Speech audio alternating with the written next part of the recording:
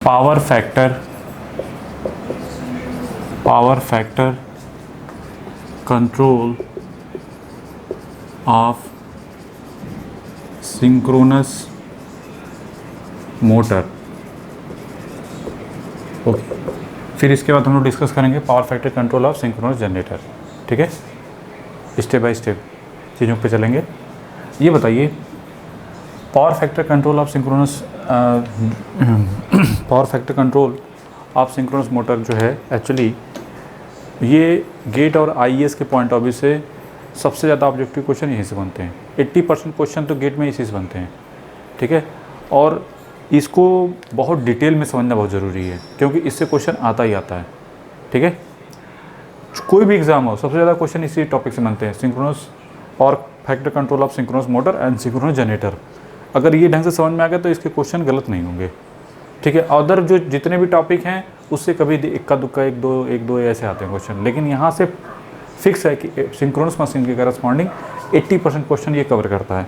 तो इसको अगर कम टाइम में आप समझ सकते हैं, थ्योरी कराएंगे ही पूरा डिटेल में, और प्लस इसके न्यूमेरिकल भी बहुत ज़्यादा कराएंगे। ठीक है, जिससे क्या होगा एकदम ये बैठ जाए आपके दिमाग में, तो इसके क्वेश्चन छोड़ना नहीं है। ठीक है, इसलिए इसको डिटेल में थोड़ा देखो। ठीक है, power factor control of synchronous motor कैसे ड्रॉ किया जाता है, वी कर्व ठीक है, V curve, inverted V curve जो होता है वो भी क्या होता है, वो सब डिस्कस करेंगे।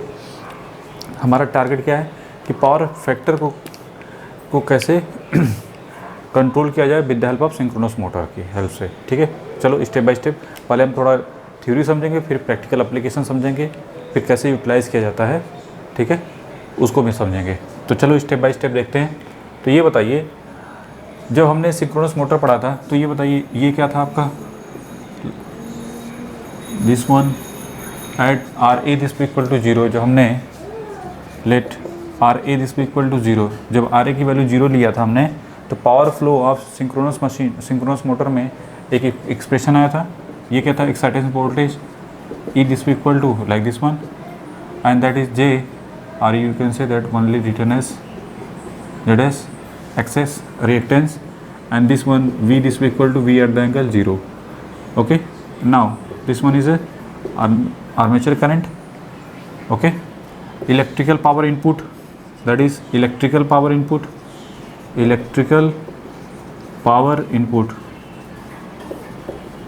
clear। ये क्या है, इलेक्ट्रिकल पावर इनपुट के करस्पॉन्डिंग। और ये बताइए इन दोनों के बीच का एंगल V, और ये क्या है, टर्मिनल वोल्टेज। ठीक है, और ये क्या है, IA। इन दोनों के बीच का एंगल अगर थीटा है, ठीक है, नीचे लिखो angle between V and IA that is theta. ठीक है, तो पावर फैक्टर एंगल कितना हो गया, that is power factor angle that is called cos theta. Clear. Now another way, E जो है, E lags V by how much angle, delta. Synchronous motor में ये क्या करता है, हमने फंडामेंटल में डिस्कस किया था कि ये जो हमारा क्या रहा था, V से लैग कर रहा था, डेल्टा एंगल। ठीक है, दैट्स वाई मेक इट। अब अनदर वे, अब ये बताइए जो हमने देखा था पावर का एक्सप्रेशन आया था, ठीक है, अगर आर ए की वैल्यू 0 है तो हमारा इलेक्ट्रिकल इनपुट पावर पर फेज के करस्पॉन्डिंग, इलेक्ट्रिकल मोटर में इलेक्ट्रिकल पावर इनपुट पर फेज के corresponding P this equal to किसके करस्पॉन्डिंग होता है, E V divide by reactance into sine delta. अच्छा, इसको ऐसे भी तो लिखा जा सकता है कि V यहाँ से इलेक्ट्रिकल पावर इनपुट किसके corresponding, I A into V into cos theta. Angle between V और I के बीच का क्या है, थीटा। तो दैट्स वाई इसको हम ऐसे भी लिख सकते हैं कि V into I A cos theta. यहाँ तो कोई डाउट नहीं होना चाहिए, कैसे तो कैसे। दूसरी चीज़, अब ये बताइए अगर फॉर कांस्टेंट लोड, नीचे लिखो for constant load electrical power input क्या हो जाएगा, वो भी क्या हो जाएगा, कांस्टेंट हो जाएगा। और अगर V भी कांस्टेंट है, टर्मिनल वोल्टेज तो खैर कांस्टेंट है, दोनों अगर कांस्टेंट है, x तो ये तो ऑलरेडी कांस्टेंट है। क्लियर है कि नहीं। एक्स रिएक्टेंस है, ये तो कांस्टेंट होगा ही, ठीक है। ये वोल्टेज, टर्मिनल वोल्टेज ये कांस्टेंट है। अगर पावर हमने बोला ना लोड कांस्टेंट, तो इलेक्ट्रिकल इनपुट पावर भी क्या हो जाएगी, कांस्टेंट हो जाएगी। तो उस समय आप कह सकते हैं क्या कि ई वी बाई जो एक्स है sine delta this be equal to constant. देखो ये जो वैल्यू है क्या है, कांस्टेंट। तो आप ऐसे लिख सकते हैं, एक एक्सप्रेशन तो यहाँ से निकल गया, E sine delta this be equal to constant. और यहाँ से भी एक एक्सप्रेशन निकलेगा कि V I A cos theta this be equal to, ये भी तो कांस्टेंट, पावर कांस्टेंट है, दैट्स वाई वी तो कांस्टेंट ऑलरेडी। तो हमको क्या मिलेगा, यहाँ से एक एक्सप्रेशन मिला कि I A cos theta this be equal to constant. ये दो बहुत इंपॉर्टेंट रिजल्ट हैं, ठीक है। अगर पावर कांस्टेंट है तो ये दोनों आपको क्या मिलेंगे, कांस्टेंट मिलेंगे, नहीं दोनों का मल्टीप्लिकेशन, इन दोनों का मल्टीप्लिकेशन और इन दोनों का मल्टीप्लिकेशन, ठीक है। यहाँ तो कोई डाउट नहीं होना चाहिए, ऐसे तो कैसे, ठीक है। चलिए अब बात करते हैं, ये जो ई है क्या है, एक्साइटेशन। एक्साइटेशन ईएमएफ किसके बराबर होता है, √2 पाई एफ पर फेज, नंबर ऑफ टर्न पर phase, KW into phi F, ठीक है। इसको क्या बोलते हैं, excitation, excitation EMF is proportional to, generally इसको ऐसे लिखा जाता है, हम लोग लिख देते हैं यहाँ पे इसके करस्पॉन्डिंग, ठीक है। तो ये बताइए, ये प्रोपोर्शनल है किसके, एक्साइटेशन ईएमएफ प्रोपोर्शनल है फाई एफ के, और फाई एफ किसके प्रोपोर्शनल होता है, आई एफ के, नहीं, ये फील्ड एक्साइटेशन करंट है ना, ये आई एफ और ये ई एफ, ठीक है, जिसको हम लिख देते हैं ई। ये क्या है, फील्ड, जो किस पे होता है, रोटर पे, ये रोटर पे होता है। तो क्लियर है कि अगर आप कहें एक्साइटेशन ईएमएफ या फील्ड करंट को, अगर हम इन फील्ड एक्साइटेशन करंट को चेंज करें तो प्रोपोर्शनल होता है फाई एफ के, और फाई एफ चेंज होने का मतलब ई एफ चेंज होना। क्लियर, मतलब कि आप ऐसे भी कर सकते हैं, हमारा जो एक्चुअल मोटिव है वो किसके करस्पॉन्डिंग है। अगर एक्साइटेशन को इंक्रीज़ या डिक्रीज़ किया जाए तो हमको ये देखना है, स्पेशली कब, जब ये पावर सब क्या है, कांस्टेंट है, वी कांस्टेंट है, ये सब, ये तीनों टर्म कांस्टेंट है। तो एक्साइटेशन वोल्टेज को या एक्साइटेशन को चेंज करें, फील्ड एक्साइटेशन, या कर सकते हैं एक्साइटेशन ईएमएफ को चेंज करें, या एक्साइटेशन करंट को चेंज करें, जो भी आप मान लो, इन दोनों में से कुछ भी बोल दो, ठीक है। तो इन दोनों अगर इनको चेंज करें तो उसके करस्पॉन्डिंग पावर फैक्टर पे क्या इफेक्ट पड़ेगा, और आर्मेचर करंट पे क्या इफेक्ट पड़ेगा, ठीक है, बेसिकली। तो बेसिकली हमारा जो मोटिव है, प्लॉट करना है किसके किसके बीच, एक तो प्लॉटिंग होगी आई ए वर्सेस, और इसको ऐसे लिख सकते हैं, that is I F. Clear, I A versus excitation, और power factor cos theta versus I F R like this one. Clear, basically हमको इन्हीं दोनों पे फोकस करना है, और इन्हीं दोनों पे सबसे ज़्यादा क्वेश्चन पूछे जाते हैं। तो चलो पहले देखते हैं कि अगर ये सब पावर कांस्टेंट है तब क्या फ़र्क पड़ता है, और फिर इसके बाद देखेंगे कि पावर को चेंज किया जाए तब क्या फ़र्क पड़ेगा, ठीक है। और एक बार और देखेंगे जब नो लोड होगा, ये तो किसके करस्पॉन्डिंग है, पावर कांस्टेंट है। एक बार देखेंगे जब लोड नहीं कनेक्ट होगा, मतलब इलेक्ट्रिकल इनपुट पावर जीरो हो जाए तो क्या हो, फ़र्क पड़ेगा, तब कैसा ग्राफ आएगा, क्योंकि ये तीन टाइप इसमें वैरायटी बनती है। अब फिर देखेंगे एप्लीकेशन, ठीक है। तो चलिए स्टेप बाय स्टेप फोकस करने के लिए इन दोनों को पहले ढंग से लिख लेते हैं। पहले इनको बनाओ जल्दी से।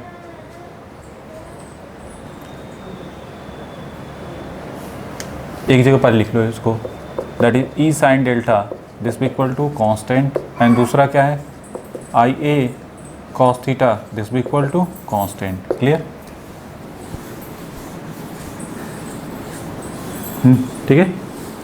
अच्छा, एक और बात, ई क्या कर रहा है, सिंक्रोनस मोटर में क्या कर रहा है, लैग कर रहा है, lags V by how much angle, delta. तो स्टार्ट करते हैं। देखो पहले किसको प्लॉट करेंगे, वी से लैग कर रहा है ना ई, तो आप ऐसे बनाओगे, ये है आपका V, terminal voltage V at the angle 0, ठीक है।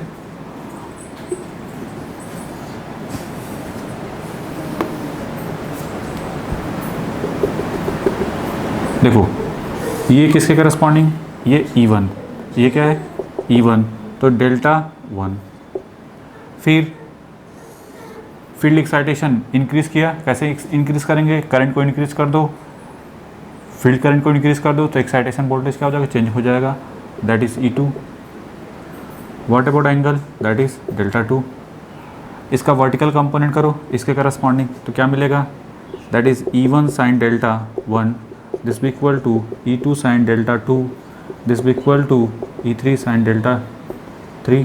नहीं, और बनाते जाएं, like this one corresponding that is E3, और ये क्या हो जाएगा, दैट इज़ डेल्टा 3। क्लियर।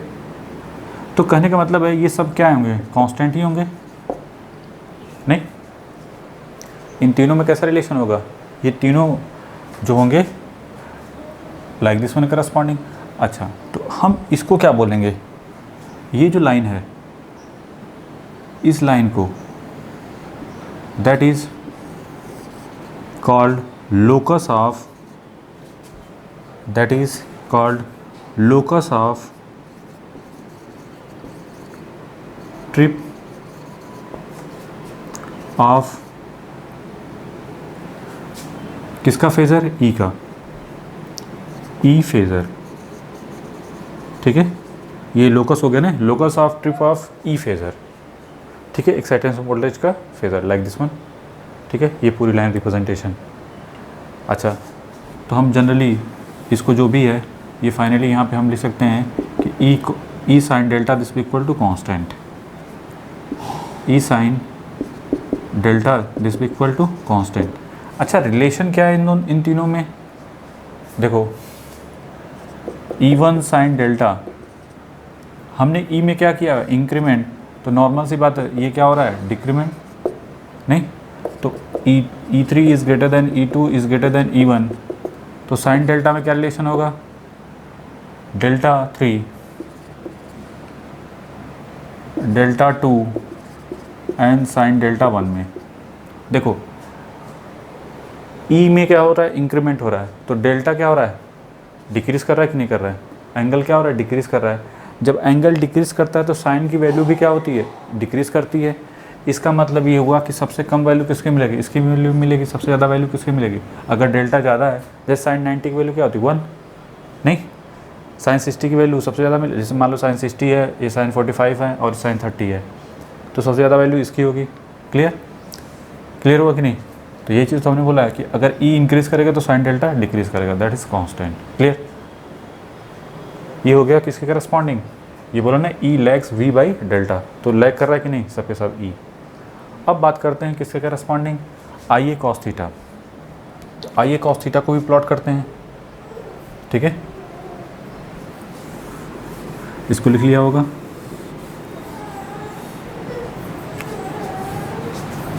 इसके लिए क्या करो, ठीक है, दिस वन देखो v दिस भी equal to v at the angle 0। अब यहाँ पे पावर फैक्टर लीडिंग भी हो सकता है, लैगिंग भी हो सकता है, नहीं तो कुछ नहीं, ऐसे बना लो भले। ये क्या है, better to right IA1 IA2। ठीक है, ये बताइए क्या है, लैगिंग, IA जो है लैग कर रहा है इस साइड, तो ये हो गया θ1, ये जो बनेगा θ2। ठीक है, इसके करस्पॉन्डिंग जो करंट है दैट इज़ IA3, ये कितना है θ3, और इसके करस्पॉन्डिंग जो बनेगा दैट इज़ θ4। क्लियर, तो what about current, that is IA4। यहाँ तो कोई डाउट नहीं होना चाहिए, कैसे तो कैसे। अब इन पूरे में, इस पूरे में क्या सकते हैं, क्या लिख सकते हैं, IA1 cos θ1 this be equal to IA2 cos θ2, this be equal to IA3 cos θ3, this be equal to IA4 cos θ4, और unity power factor corresponding IA0 कर सकते हैं। ठीक है, क्लियर। तो ये बताइए, ये सभी क्या मिलेंगे, कांस्टेंट। इसके करस्पॉन्डिंग लिखना है तो IA0 इंटू कॉस 0, तो क्या मिलेगा, सिर्फ आई ए 0 अगर लिखना चाहोगे तो, ठीक है। यूनिटी पावर फैक्टर है ना यहाँ पे, वी और आई ए के बीच का एंगल क्या है 1, दैट्स वाई कॉस थीटा के बीच का एंगल कितना है 0, that's why cos theta cos 0 की वैल्यू 1, तो that is I A 0, so better to write like this one. Okay, so finally हमको क्या मिला कि I A cos theta this be equal to constant, ठीक है। अच्छा, फिर जैसे यहाँ पे ट्रिप ऑफ फेज़र किसका आया था, ई का, तो यहाँ पे किसका आएगा, ये जो रिप्रेजेंटेशन होगा ये किसके करस्पॉन्डिंग मिलेगा, that is locus of trip of current I A phasor. Clear, यहाँ तक तो कोई डाउट नहीं होना चाहिए, कैसे तो कैसे, सिंपल सी बात है। अब हमारा टारगेट क्या होगा कि ड्रॉ करना, हमने बताया था पहले इसको ड्रॉ करते हैं।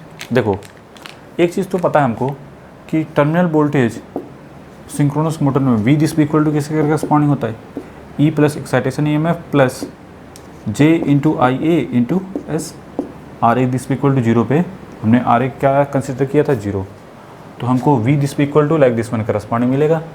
तो ये बताइए, पहले ड्रॉ करना शुरू करते हैं, ठीक है। तो ड्रॉ करने के लिए सबसे पहले यहीं से शुरू कर दो, ठीक है।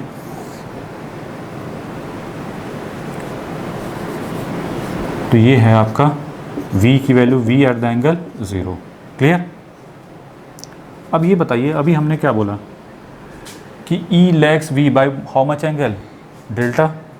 तो पहले हम कंसीडर करते हैं फर्स्ट वन के करस्पॉन्डिंग, E1 करस्पॉन्डिंग, ठीक है। इसको जल्दी से बनाओ जल्दी, ठीक है, इसको मिटाते हैं। देखो जब ये v तो कांस्टेंट है, दैट्स वाई इसको कुछ नहीं कर सकते, ये भी कांस्टेंट है। अगर ये E1 है और ये IA1 है तो इसको प्लॉट करने के लिए क्या करना पड़ेगा, अगर इसकी प्लॉटिंग करना चाहते हैं तो कैसे प्लॉटिंग होती है, हटा देते हैं सब, ठीक है। जो मतलब की चीज़ उसको पकड़ के रखो, हमारे मतलब का ये है और ये पोर्शन है। तो चलिए पहले इसकी प्लॉटिंग शुरू करते हैं। ये बताइए, इतना तो फिक्स है, ये ठीक है, v एट द एंगल 0, और E1 जो है लैग करेगा, तो इसका मतलब E1 इधर कहीं होगा। अगर इसको डेल्टा 1 बनाएं, ये E1 बनाएं तो लाइक दिस वन, ठीक है।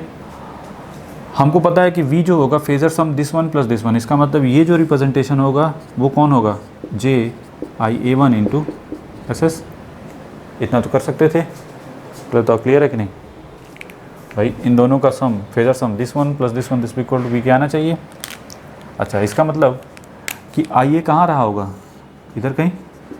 अगर I A one represent like this one, then देखो अगर आई ए वन ये है, देखो ऐसे रिप्रेजेंट करते हैं, अगर ये आई ए वन है तो जे आई ए वन किधर होगा। हमने बताया था नेटवर्क में कि जे इंटू आई ए वन का मतलब हुआ कहीं पे भी जे आए तो इसका मतलब मल्टीप्लाई कर देंगे, उसको एंटी क्लॉकवाइज 90 डिग्री क्या करें, मूव करा देंगे।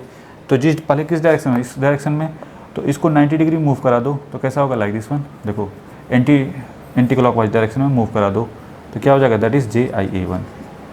और इसी में अगर x से मल्टीप्लिकेशन कर देंगे तो ये क्या हो जाएगा, वोल्टेज ड्रॉप। दैट्स वाई अगर ये आई ए है तो ये कौन सा है, that is J I A one, और उसमें x से मल्टीप्लिकेशन कर दिया तो क्या हो गया, ये वोल्टेज हो गया, और ये एंगल कितना हो गया, दैट इज़ थीटा 1। क्लियर है कि नहीं।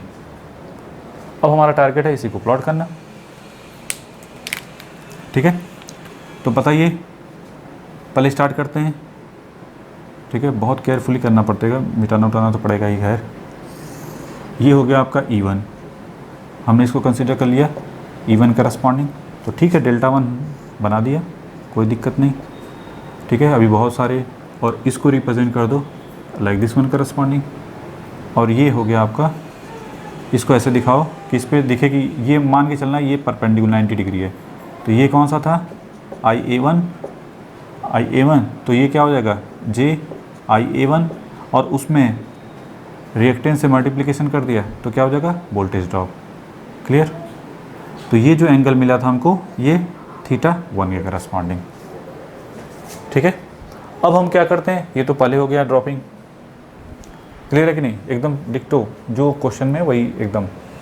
अब करंट को हमने क्या कर दिया, सॉरी E2 कर दिया, अब एक्साइटेशन चेंज हो गया, E1 से E2 हो गया।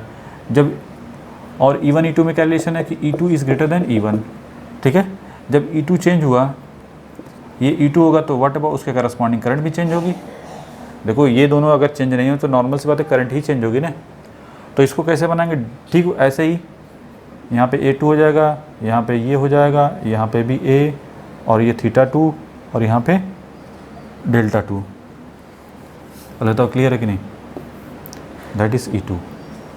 तो फिर से प्लॉटिंग होगी तो इसके अब किसके करस्पॉन्डिंग हो जाएगी,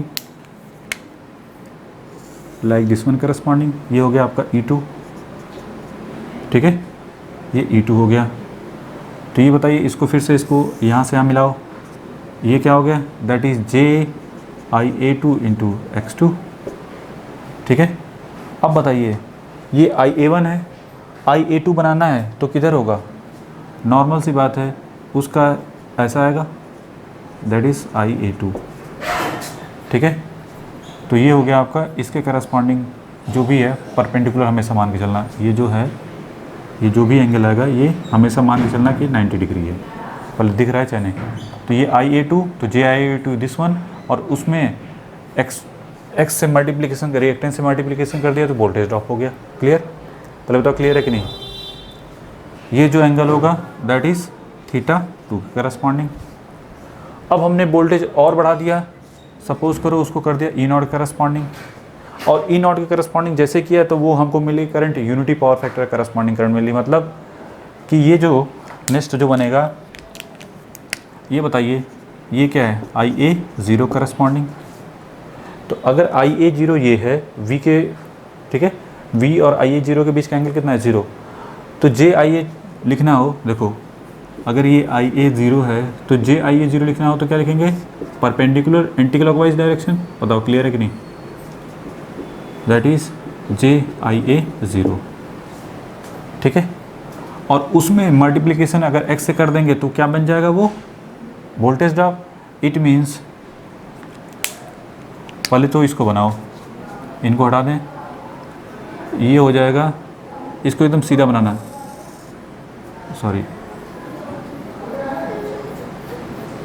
ये जो बनेगा ये डिक्टो ऐसे, ठीक है, दिख रहा है कि नहीं।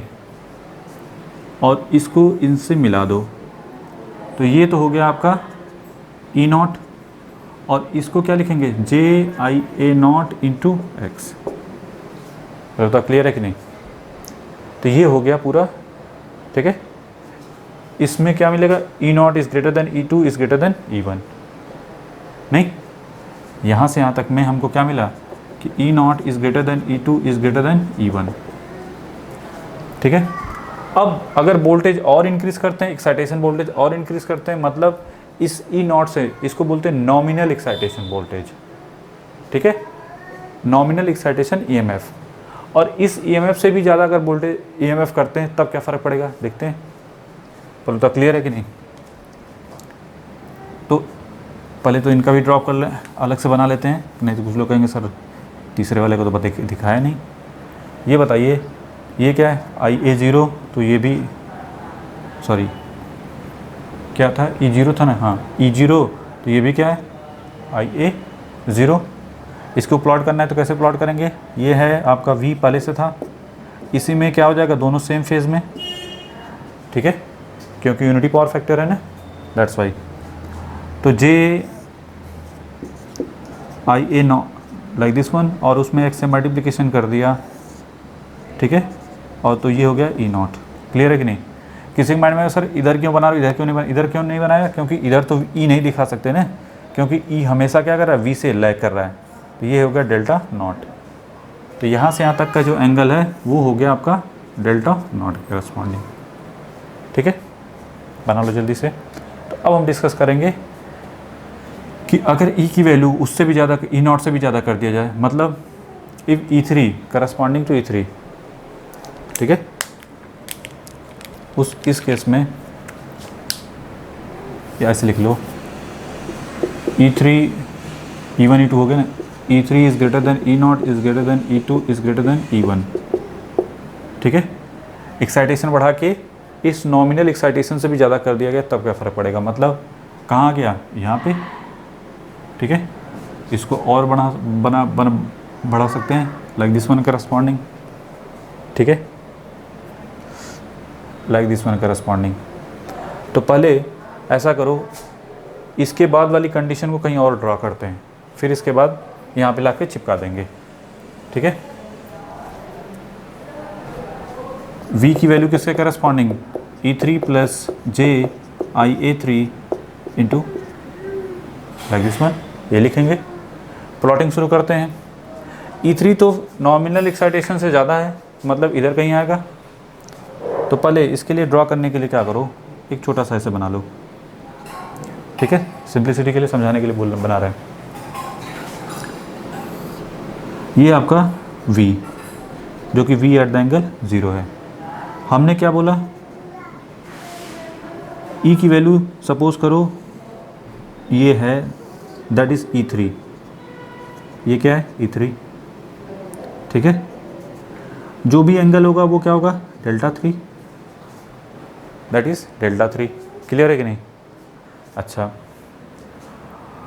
V की वैल्यू क्या होगी, E3 plus JIA3 into x. IA3 कहाँ पे है, इधर कहीं है, पहले तो क्लियर है कि नहीं, ये तो इधर है। अच्छा, जब आप रिजल्टेंट करेंगे, देखो हमने क्या बताया था, दिस वन प्लस JI, ये तो यहाँ पे है, और इसका इतना तो फिक्स है, that is IA3 into x, ऐसा होना चाहिए, तभी तो V के बराबर होगा। अब क्या करो, इसको बढ़ा दो,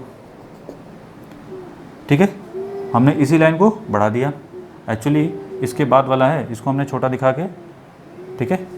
अब ये बताइए, जब ये इसको और आगे बढ़ाएंगे तो हमको क्या मिलेगा, इसके करस्पॉन्डिंग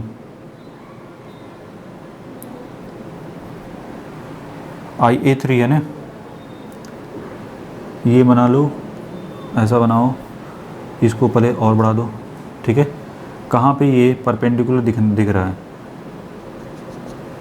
ये देखो, ये क्या है θ3, और इस लाइन को ऐसे बढ़ा दो, तो ये हो गया आपका IA3 करस्पॉन्डिंग, ठीक है।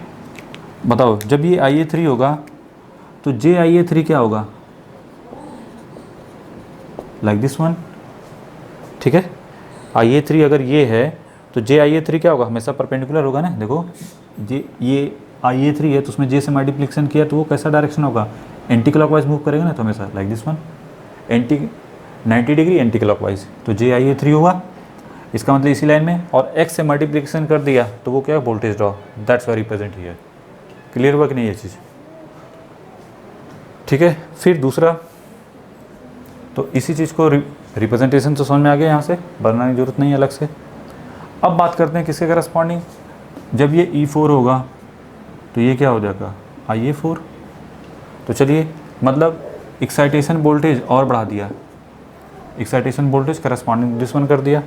तो जब एक्साइटेशन वोल्टेज और बढ़ाएंगे तब क्या फ़र्क पड़ेगा,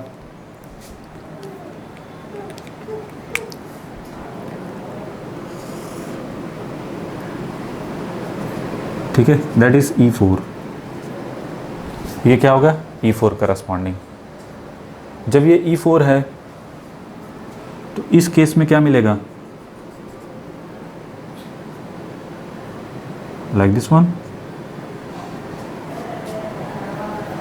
पहले तो इनको हटाना पड़ेगा, ये जो होगा देखो, JIA4 इंटू, ऐसे लिखेंगे यहाँ से यहाँ तक, और इसी लाइन को क्या कर दो, आगे बढ़ा दो, ठीक है।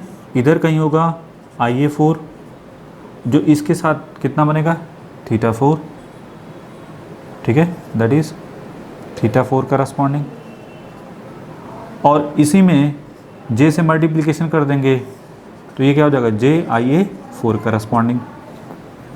और उसी में x से मल्टीप्लिकेशन करेंगे तो क्या हो जाएगा, वोल्टेज ड्रॉप। तो that's why represent here. Clear है कि नहीं यहाँ तक, ठीक है।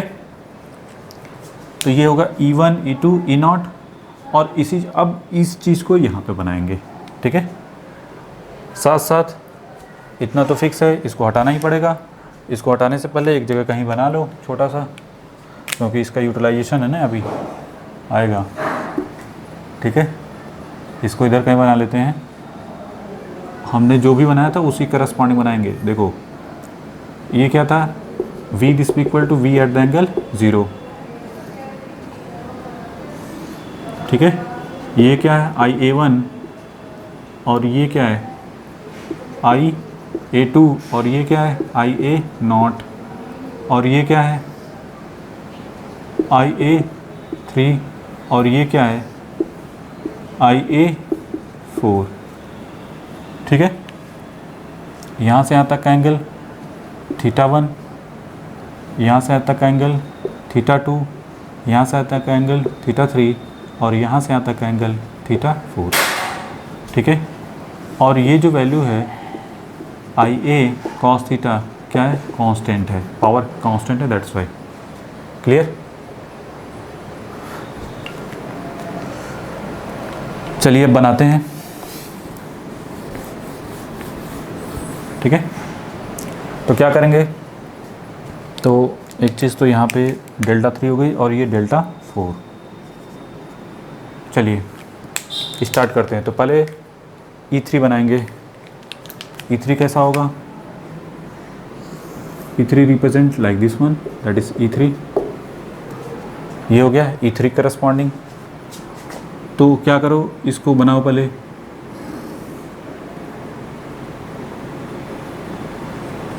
ये हो गया JIA3 इंटू, ठीक है। और इसको बना देते हैं, कोई दिक्कत नहीं, ठीक है। इस पे ऐसा दिखाओ कि परपेंडिकुलर दिखना चाहिए, और नहीं दिख रहा है तो भी समझ जाना कि है।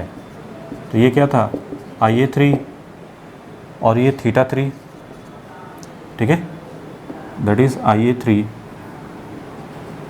ठीक है। तो उसमें J से मल्टीप्लिकेशन कर दिया है तो JIA3 हो जाएगा, और उसी में X से मल्टीप्लिकेशन कर दिया तो दैट इज़ वोल्टेज ड्रॉप। तो ये हो गया E3 plus JIA3 into x. फिर से समझ में आ रहा है कि कैसे प्लॉट किया गया, this one plus this one, ठीक है। तो देखो इसी डायरेक्शन में होगा वोल्टेज हमेशा, ठीक है। चलिए next one E4 corresponding. E4 के लिए क्या करेंगे, तो इतना तो फिक्स है, ये हो गया आपका डेल्टा, अब देखो सब घिचमिच हो रहा है, ये हो गया Δ3, ठीक है। अब बनाएंगे किससे करस्पॉन्डिंग, E4 करस्पॉन्डिंग। जब E4 करस्पॉन्डिंग बनाएंगे तो चलो दूसरा कलर उठाते हैं, इसके लिए कंसीडर कर लेते हैं यहाँ पे, ठीक है। ये हो गया like this one corresponding E4, that is E4। तो ये जो बनेगा that is JIA4 into S। Clear. E4 plus JIA4 into X this equal to V के करस्पॉन्डिंग, ठीक है। अब इसको प्लॉटिंग, इसकी प्लॉटिंग करनी है तो इधर कहीं आएगा नहीं, तो ये जो होगा इसके करस्पॉन्डिंग जो बनेगा, सपोज करो ये IA4 है और ये कितना है, दैट इज़ θ4। तो JIA4 किधर होगा, JIA4 like this one, then JIA4 into X represent like this one. Clear. यहाँ तक तो कोई डाउट नहीं होना चाहिए कि ऐसे तो कैसे, ठीक है। बनाओ जल्दी से इसको।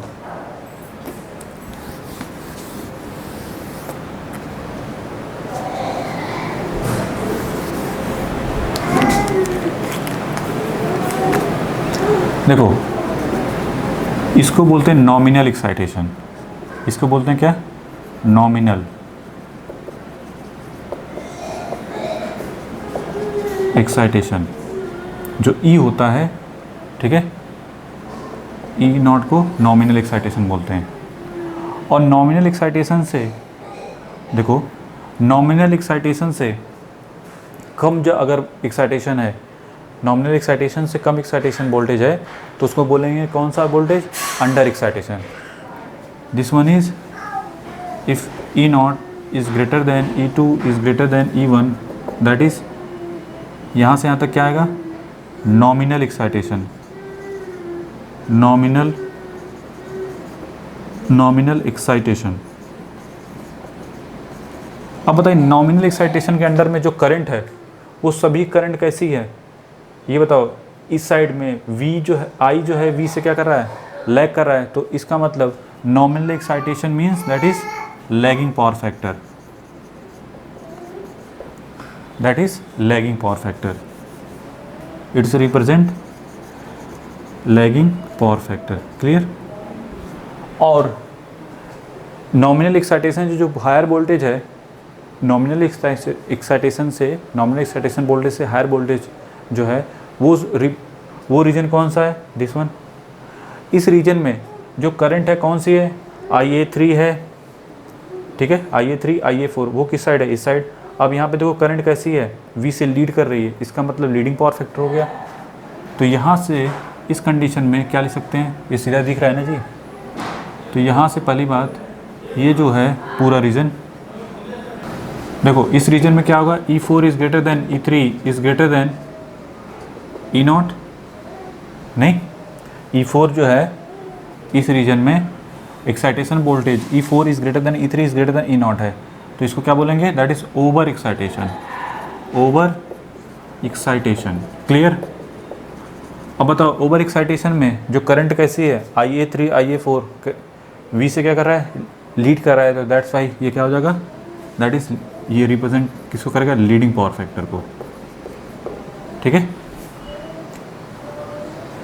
तो सिंक्रोनस मोटर में, सिंक्रोनस मोटर करस्पॉन्डिंग क्या निकल के आया हमको कि under excitation that is lagging power factor और over excitation that is means that is leading power factor. Clear. अब देखो इसका इतना तो मीनिंग समझ में आ रहा है ना। चलिए अब प्लॉटिंग शुरू करते हैं। मेन चीज़ तो हमारी हो गई है।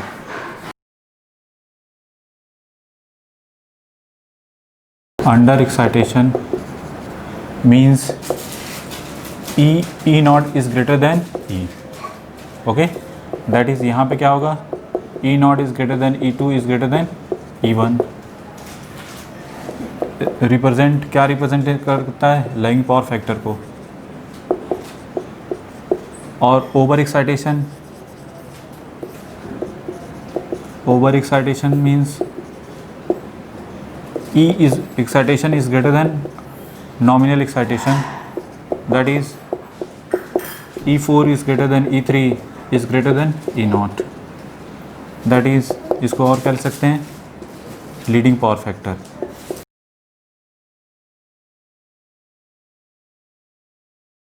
अब हमारा टारगेट है प्लॉटिंग शुरू करना। किसके करस्पॉन्डिंग, पहले हम प्लॉट करेंगे किसके, IA वर्सेस फील्ड एक्साइटेशन। तो हमारा पहला टारगेट है IA वर्सेस एक्साइटेशन, और यहाँ पे लिख सकते हैं IF। ठीक है, IA versus IF field current और IA वर्सेस EMF। ओके, चलिए तो प्लॉटिंग शुरू करने के लिए इतना ठीक है।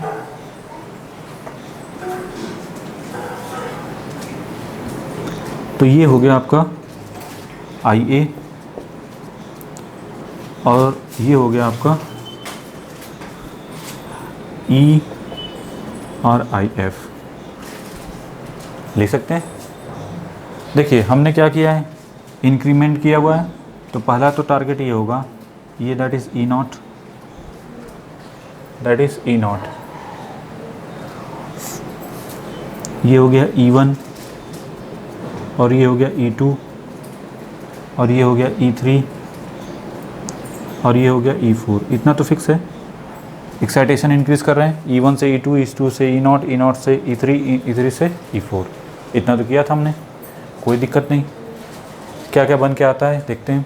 तो ये बताइए इस केस में जब E1 के करस्पॉन्डिंग करंट कैसी है, IA1। पहले देखेंगे अंडर एक्साइटेशन, अंडर एक्साइटेशन में इस रीजन में, ठीक है, IA1 इंटू कॉस थीटा 1 और IA2 इंटू कॉस थीटा 2। हमारा मोटिव है किस पे फोकस करना है, करंट पे, कि करंट को देखना है इंक्रीज़ कर रही है कि डिक्रीज़ कर रही है। ठीक है, जो करंट जो है वो इंक्रीज़ कर रही है कि डिक्रीज़ कर रही है। चलिए, जब E1 है, E1 के करस्पॉन्डिंग करंट कौन सी थी, IA1 ये थी, और फिर इसके बाद E2 करस्पॉन्डिंग जब वोल्टेज को इंक्रीज़ करे एक्साइटेशन वोल्टेज तो करंट कितनी हो गई, आर्म सेकेंड IA2। तो ये बताइए, एंगल को देखो, एंगल से देखो, यहाँ पे θ1 और θ2 में क्या रिलेशन है, θ1 is greater than θ2, θ1 is greater than θ2।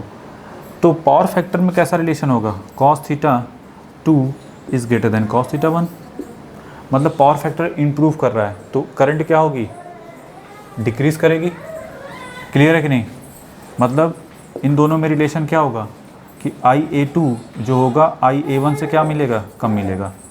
ठीक है, another way in this reason अगर हम बात करें कि IA cos θ में ये कांस्टेंट है, ये क्या होगा, पावर फैक्टर इंप्रूव कर रहा है ना, देखो इधर से इधर पावर फैक्टर इंप्रूव कर रहा है तो करंट क्या होगी, डिक्रीज़ करेगी। तो इसका मतलब E1 के करस्पॉन्डिंग हमको क्या मिलेगा, अगर ये करंट IA1 है तो E2 करस्पॉन्डिंग जो करंट होगी वो कैसी होगी, IA2, नहीं, इसके करस्पॉन्डिंग करंट IA1 तो इसके करस्पॉन्डिंग करंट IA2। ठीक है, और E0 के करस्पॉन्डिंग करंट क्या होगी, I0। Clear, that is IA0। ठीक है, ऐसे रिप्रेजेंट करेंगे। तो इस रीजन में हमको क्या निकल के आ रहा है, क्या निकल के आ रहा है कि E तो इंक्रीज़ कर रहा है, ठीक है, लेकिन व्हाट अबाउट IA में क्या हो रहा है, डिक्रीमेंट हो रहा है ना। E इंक्रीज़ कर रहा है, IA डिक्रीज़ कर रहा है। ठीक है, तो मतलब बताओ ऐसे रिप्रेजेंट हो जाएगा, कोई दिक्कत नहीं। ये कौन सा रीज़न है, अंडर एक्साइटेशन, ये जो है that is under excitation region. अब बात करते हैं किसके करस्पॉन्डिंग, ओवर एक्साइटेशन रीजन में क्या क्या कंडीशन है, इसको जल्दी से बनाओ। ठीक है, ओवर एक्साइटेशन में E3 करस्पॉन्डिंग, ये E3 है तो इसके करस्पॉन्डिंग करंट कौन सी है, IA3। IA3 into cos θ3 this be equal to IA4 into cos θ4। θ3 और θ4 में क्या रिलेशन है, θ4 इज़ ग्रेटर दैन θ3। इसका मतलब पावर फैक्टर क्या हो रहा है, पुअर हो रहा है कि नहीं पुअर हो रहा है। तो अगर पावर फैक्टर पुअर हो रहा है मतलब IA cos θ4 में अगर ये डिक्रीज़ कर रहा है तो ये क्या होगा, इंक्रीज़ करेगा। इसका मतलब करंट क्या होगी, इंक्रीज़ करेगी। तो इस रीजन में, ठीक है, आपको E इंक्रीजेस तो what about IA also increases. ठीक है, IA इंक्रीजेस। तो इस कंडीशन में आपको क्या मिलेगा कि ठीक है, इसके corresponding like this one that is IA3, current increase कर रही है क्योंकि एक्साइटेशन इंक्रीज़ कर रहा है।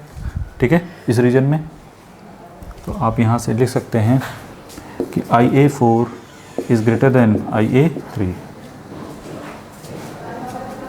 ठीक है, तो ये मिलेगा that is corresponding to IA4। तो आपको जो ग्राफ प्लॉट करेंगे तो वो ऐसे मिलता है, कुछ इस टाइप का कर्व मिलता है। ठीक है, तो बेटर टू राइट इसके करस्पॉन्डिंग ही कर लो। ठीक है, E0 और ये IA0 के करस्पॉन्डिंग, इसको बोलते हैं दैट इज़ V कर्व। इसको क्या बोलते हैं, V कर्व। ठीक है, that is V curve. Clear. तो ये जो रीजन है, इस रीजन में, इस रीजन को क्या बोलेंगे, that is under excitation. Under excitation that is lagging power factor. ठीक है, कहाँ से कहाँ तक, यहाँ से लेकर यहाँ तक वाला रीजन, और यहाँ से यहाँ तक इस रीजन में that is over excitation. Over excitation that is यहाँ पे लीडिंग पावर फैक्टर। क्लियर हुआ कि नहीं हुआ, बना लो जल्दी से इसको। इस रीजन में ये याद रखना, ये रिलेशन होता है, और इस रीजन में ये रिलेशन होता है। ठीक है, तो ये हो गया V कर्व। इसको क्या बोलते हैं, that is V curve. V curve. ठीक है, इसको क्या बोलते हैं, एग्जैक्ट तो एकदम नहीं होता, थोड़ा सा लूप लेके यू टाइप का होता है हल्का सा, ठीक है।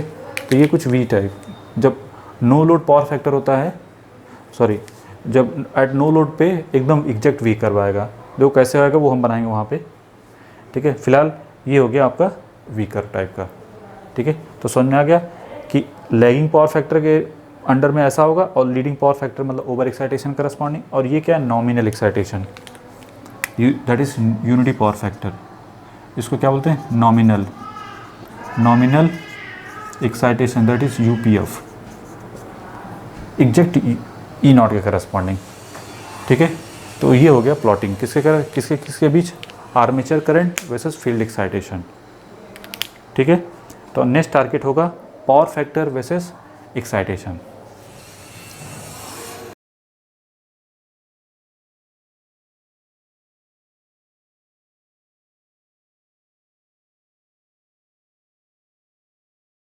उसके लिए हमको ये सब हटाना ही पड़ेगा, ठीक है। तो ये तो समझ में आ गया ना, जो हमारे मतलब का चीज़ है, तो वो तो ये है ही है, आपकी कॉपी में है ना, बस हमको ज़रूरत होगी तो प्लॉट कर लेंगे, नहीं ज़रूरत तो कोई दिक्कत नहीं, ठीक है, वैसे ज़रूरत है नहीं। चलिए प्लॉटिंग करते हैं किसकी, हमने क्या बोला, पावर फैक्टर,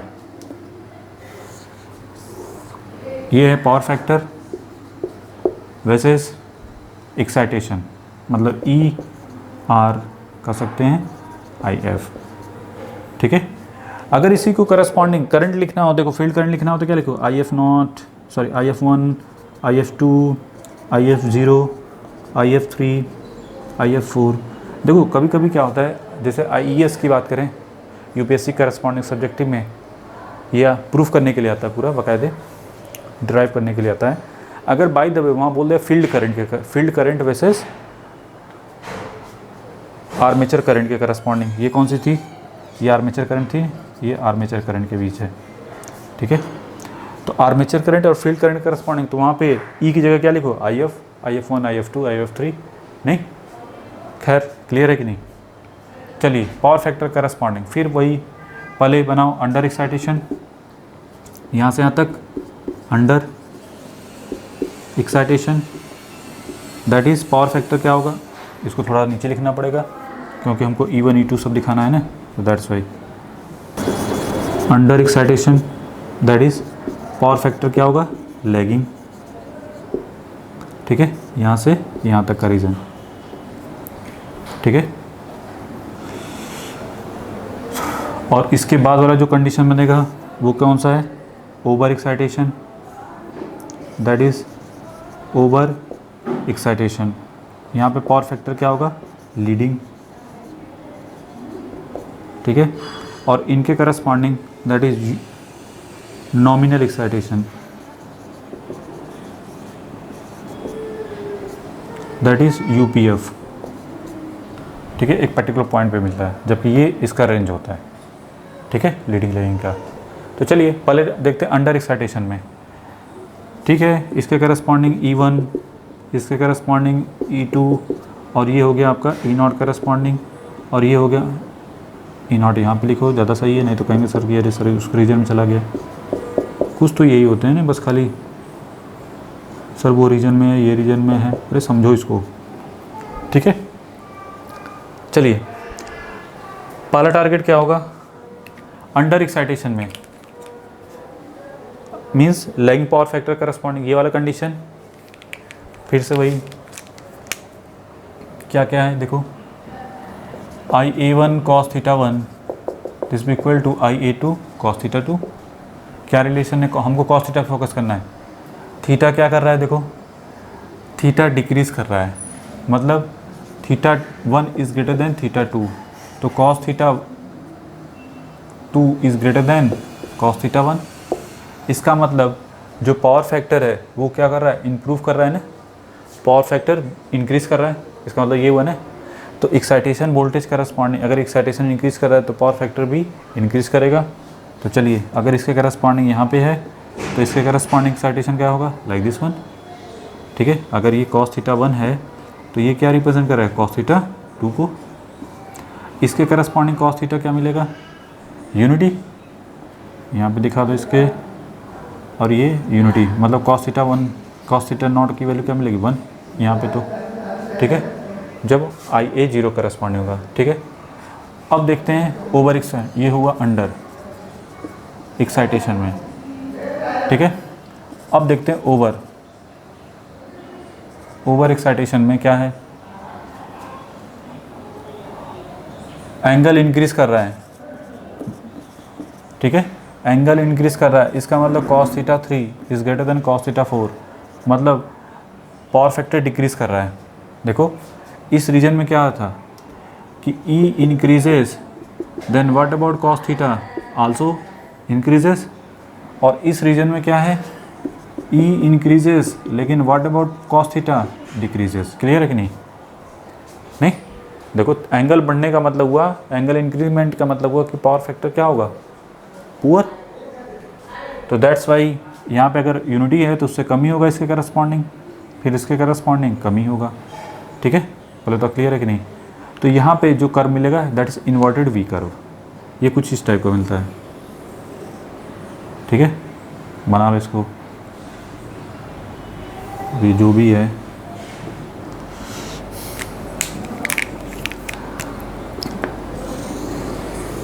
ऐसे बना लो, ठीक है, और इसी करस्पॉन्डिंग दिखा दो सब। तो यहाँ पे इसको दिखा दो, इसके करस्पॉन्डिंग इसको, इसके करस्पॉन्डिंग इसको, इसके करस्पॉन्डिंग इसको, इसके करस्पॉन्डिंग इसको, और इसके करस्पॉन्डिंग इसको। तो पहले हम लोग, तो ये हो गया cos थीटा 1, ये हो गया cos थीटा 2, और ये cos theta 0 this equal to 1, यहाँ पे क्या था cos थीटा 3, और यहाँ पे cos थीटा 4। इसको क्या बोलेंगे, इन्वर्टेड।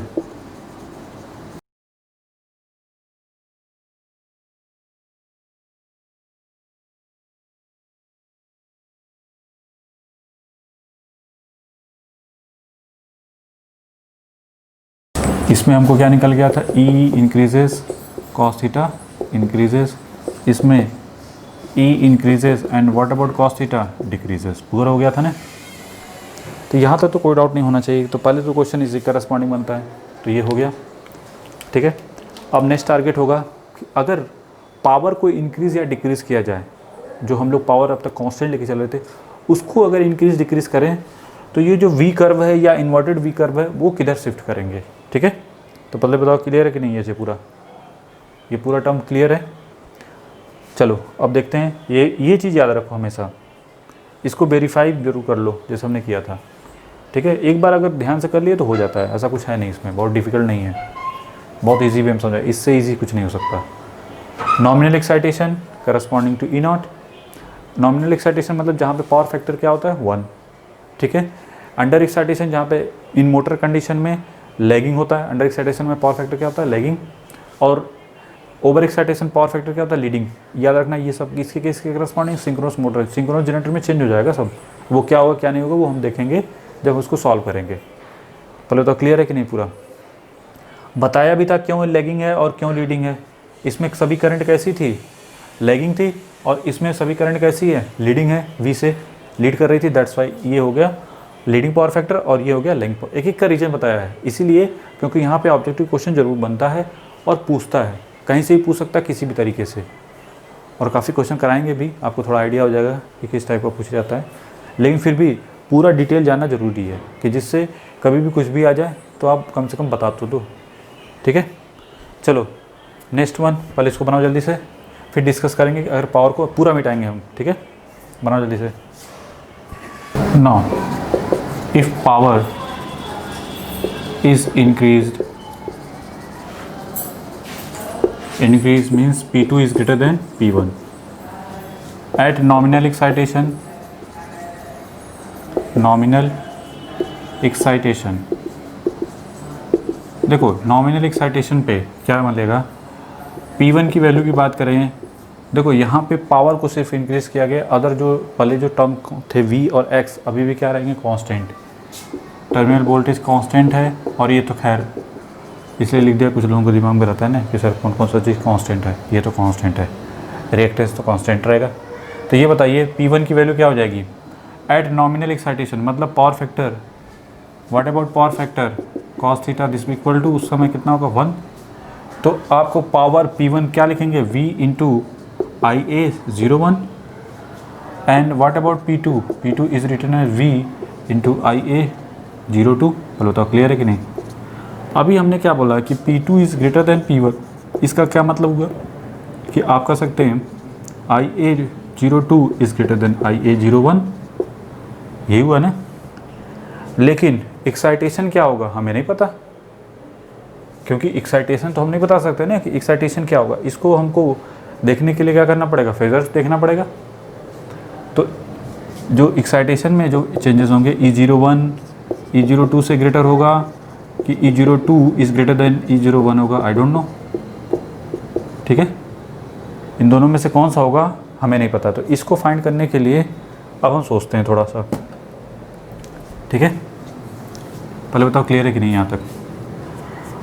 अब हमको तो एक चीज़ तो पता है कि V दिस इक्वल टू किसके करस्पॉन्डिंग होता है। इसको हम जो लिखते थे एट नॉमिनल एक्साइटेशन पर लिखना चाहें तो E01 प्लस जे IA01 इंटू ZS, तो इतना लिख सकते हैं क्योंकि RA की वैल्यू तो 0 है। और दूसरा E02 plus J at A02 ZS, reactance ZS नहीं बल्कि XX। ठीक है, तो ये बताइए जो भी है ये फर्स्ट वाले के करस्पॉन्डिंग, ये सेकंड वाले, इस पावर करस्पॉन्डिंग है नॉमिनल एक्साइटेशन वोल्टेज और ये नॉमिनल एक्साइटेशन करंट। ठीक है, एंड इसके करस्पॉन्डिंग आप कर सकते हैं और इसको इसके करस्पॉन्डिंग नॉमिनल एक्साइटेशन वोल्टेज और करंट। ठीक है, तो चलिए प्लॉटिंग शुरू करते हैं। इतना तो फिक्स है, इन दोनों का फेजर सम होगा V के बराबर। तो पहले V को बनाते हैं, ये V हो गया। जो V की वैल्यू किससे करस्पॉन्डिंग थी, terminal voltage V this equal to V at the angle 0। ठीक है, बेटर टू आप इसको थोड़ा सा और स्पेस दे दो यहाँ पे हमको, क्योंकि अदर भी चीज़ें बनानी पड़ेंगी। ठीक है, इधर बना देते हैं कहीं पे, क्या दिक्कत है, छोटा सा तो बनाना है। V this equal to V at the angle 0। E01, हाँ करंट कैसी है, इन दोनों करंट में क्या रिलेशन, पहले इसी करंट को बनाते हैं। ये बताइए, दैट इज़ IA01 बना दिया, क्योंकि यूनिटी पावर फैक्टर करस्पॉन्डिंग तो V और IA के बीच का एंगल 0, तो IA0 को कहाँ रिप्रेजेंट करेंगे, V के डायरेक्शन में। ठीक है, अच्छा J इंटू IA0 लिखना हो इंटू X से मल्टीप्लीकेशन का तो वो वोल्टेज ड्रॉप होगा, और E01 किधर होगा, नॉर्मल सी बात है इधर कहीं होगा। पहले बताओ क्लियर है कि नहीं। क्यों, क्योंकि ये मोटर है और मोटर में E always lag V by how much angle corresponding to delta 0, यार you can say that delta 1 01 मान लो। ठीक है, तो ये बताइए ये जो होगा यहाँ से यहाँ तक का जो रिप्रेजेंटेशन होगा JIA01 इंटू, ऐसे लिख सकते कि नहीं लिख सकते हैं। ठीक है, यहाँ तो कोई डाउट नहीं होना चाहिए। अब बताइए नेक्स्ट वन, इसके करस्पॉन्डिंग क्या रिलेशन है इन दोनों में कि करंट ज़्यादा है। जब ये करंट ज़्यादा है तो नॉर्मल सी बात है ये क्या होगा, IA02 रिप्रेजेंट होगा, इससे तो ये ज़्यादा, ये वैल्यू इससे ज़्यादा, दैट्स वाई रिप्रेजेंट कर दिया। हाँ, लेकिन IA02 is greater then IA01 है, इतना तो लिख सकते हैं। अगर इन दोनों में ही मल्टीप्लिकेशन कर दें X से तो ये ग्रेटर हुआ इससे ना, तो ये बताइए J इंटू JIA, तो आप लिख सकते हैं JIA02X is greater then JIA02X। Clear है कि नहीं। तो इसका मतलब ये जो वैल्यू बनेगी वो यहाँ से यहाँ तक वाली बनेगी, तो JIA02 इंटू X। ठीक है, और ये जो वोल्टेज होगा ये रिप्रेजेंटेशन होगा किसका, देखो इसको रिप्रेजेंटेशन जो होगा ये रिप्रेजेंट करेगा किसको, E02 को। ठीक है, क्लियर है कि नहीं। और ये जो एंगल होगा दैट इज़ डेल्टा 02। ठीक है, और ये कौन सा है, दैट इज़ E01।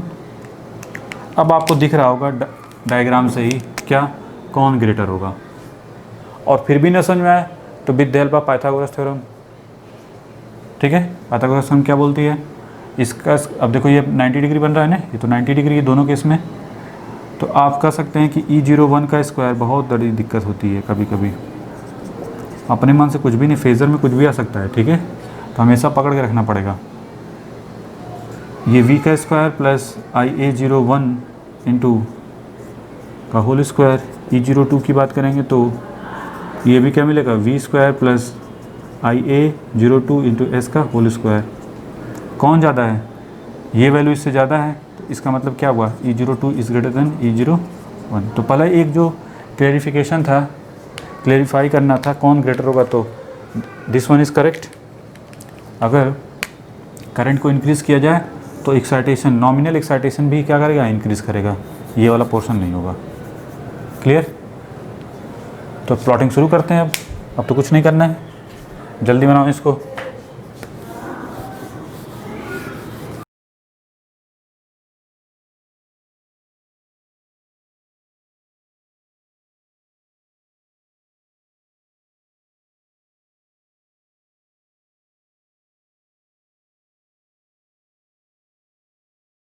तो हमको क्या निकल गया है, E02 is greater then E01। चलिए पहला टारगेट क्या होगा, हमारा टारगेट है किसी किसी के बीच प्लॉटिंग करना। वी कर्व मतलब armature current versus field current या फील्ड एक्साइटेशन। तो देखो दो बनाने हैं ना, तो एक तो ये बना लो और एक इधर कहीं बना लेंगे, चलो हाँ यही हो जाएगा, काम ख़त्म, ठीक है। ये क्या है, armature current versus field excitation, ERIF, ठीक है। कैसा आया था ये वी कर्व, कुछ इस टाइप का आया था। ये जो कर्व आया था पहले वाला, ऐसा बनाना थोड़ा सा, ठीक है। ये बताइए इसके करस्पॉन्डिंग क्या है, ये फर्स्ट E01 है, इसके करस्पॉन्डिंग पावर कितनी है, P1। पावर P1 करस्पॉन्डिंग आपको क्या मिला था, E01 नॉमिनल एक्साइटेशन। अब बताइए नॉमिनल एक्साइटेशन इंक्रीज़ किया है, देखो करंट इंक्रीज, किसी के माइंड में आ रहा है ना करंट, भाई इसके करस्पॉन्डिंग माइंड में एक तो चीज़ आ जाती है कि सर यहाँ पे तो ये हो गया करंट, करंट इंक्रीमेंट का मतलब ये हो गया, नहीं IA02 है, तो इसका मतलब एक ग्राफ ऐसे बना दें क्या, नहीं, कभी गलती मत करना। क्यों, क्योंकि उसके करस्पॉन्डिंग एक्साइटेशन भी तो चेंज हुआ है, इसको भी देख, इसीलिए वजह से डिस्कस किया था ना, ये जब इंक्रीज़ किया था उसके करस्पॉन्डिंग ये भी इंक्रीज़ किया है, तो ये ग्राफ नहीं होगा, बल्कि कौन सा होगा, ये शिफ्ट करेगा ना इसके करस्पॉन्डिंग। तो ये बताइए अगर ये E01 है तो इसको बना लो E02, दूसरी पेन से बना लो, ज़्यादा सा ये कलरफुल रहेगा, कन्फ्यूज़न बिल्कुल नहीं होगा, ठीक है। तो यहाँ पे बना देते हैं E02 करस्पॉन्डिंग। तो जब E02 को दिखाएंगे, ठीक है, तो चलिए E02 करस्पॉन्डिंग मान लेते हैं कि यहाँ पे जो करंट है वो कितना है, भाई करंट बढ़ गई ना, IA02 देखो ग्रेटर है कि नहीं, IA02 is greater then IA01, तो दैट्स वाई, ठीक है। अगर ये 5 है तो ये कुछ उससे ज़्यादा होगी, नहीं, ये भी देखो इंक्रीज़ कर रहा है, ठीक है, यही बात बोली गई है, अगर पावर इंक्रीज़ कर रहा है तो उसके करस्पॉन्डिंग इसमें इंक्रीमेंट और इसमें भी इंक्रीमेंट। तो ये बताइए प्लॉटिंग शुरू करें, बताओ, यहाँ से बना दो इसी टाइप का भी कर्व लाइक दिस वन, ठीक है, हो गया। ये पावर P2 करस्पॉन्डिंग हो गया। अब सपोज करो अगेन इंक्रीमेंट करते हैं कि नहीं हम सर एक और पावर ले लेते हैं, P2 is greater then P1, तो इसके करस्पॉन्डिंग नॉमिनल एक्साइटेशन की जो करंट होगी वो कैसी होगी, उसमें कैसा रिलेशन होगा, लाइक दिस वन करस्पॉन्डिंग। और एक्साइटेशन EMF में भी, सॉरी ये तो आर्मेचर करंट में ऐसा रिलेशन होगा, और नॉमिनल एक्साइटेशन वोल्टेज में कैसा रिलेशन हो गया, दैट इज़ E01। इसको रिप्रेजेंट करना है तो शायद आप यहाँ पे कर दो, ठीक है, दैट इज़ E03। करंट क्या होगी, like this one, that is IA03 corresponding. तो ये जो पावर आई ये कुछ इस टाइप की आ गई, दैट इज़ P3, ठीक है। पहले बताओ क्लियर है कि नहीं, नहीं, यहाँ पे देखो स्टार्टिंग में ये क्या था, नॉमिनल एक्साइटेशन, इसके करस्पॉन्डिंग था ना, ये क्या था, under excitation, under excitation, lagging power factor, अभी बस फिलहाल यही कर लो, फिर इसके बाद आगे देखेंगे जब क्वेश्चन कराएंगे तो इसमें क्या फ़र्क पड़ता है। And that is over excitation. बहुत सारी चीज़ें आएंगी, यहाँ तबीयत थोड़ी सी ख़राब हो जाएगी, इस वजह से ज़्यादा हम फोकस नहीं कर रहे हैं, बस उतना ही फोकस कर रहे हैं जितना आपको समझ में आ जाए जल्दी से। ठीक है, तो पहले बताओ क्लियर है ना कि ये नॉमिनल एक्साइटेशन करस्पॉन्डिंग, ये अंडर एक्साइटेशन था, ये ओवर एक्साइटेशन मीन्स ये लीडिंग पावर फैक्टर और ये लैगिंग पावर फैक्टर, और यहाँ पे क्या था UPF। ठीक है, तो ये E01, E02, E03 बोल सकता है, या IF01, IF02, IF03 field current के करस्पॉन्डिंग बोल सकता है ना, कि फील्ड करंट को इंक्रीमेंट या डिक्रीमेंट कर दिया जाए तो वी कर्व कैसा होगा, शिफ्ट कैसे करेगा, like this one corresponding. Clear है कि नहीं? ठीक है, तो ये हो गया वी कर्व। ठीक है, वी कर्व। अब inverted V curve corresponding power factor versus power factor पे क्या फ़र्क पड़ेगा वो हम देखना चाहते हैं। बस इसमें कुछ नहीं है, पावर फैक्टर का देख लेते हैं, मिला देते हैं पूरा।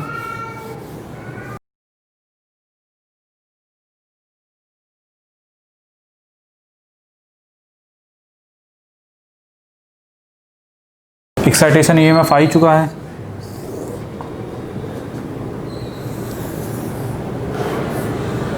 इसको प्लॉट कर लो लाइक दिस वन करस्पॉन्डिंग। ठीक है, ये क्या है, पावर फैक्टर। ये बताइए एक्साइटेशन RIF ऐसे लिख सकते हैं, एक्साइटेशन EMF या IF लाइक दिस वन।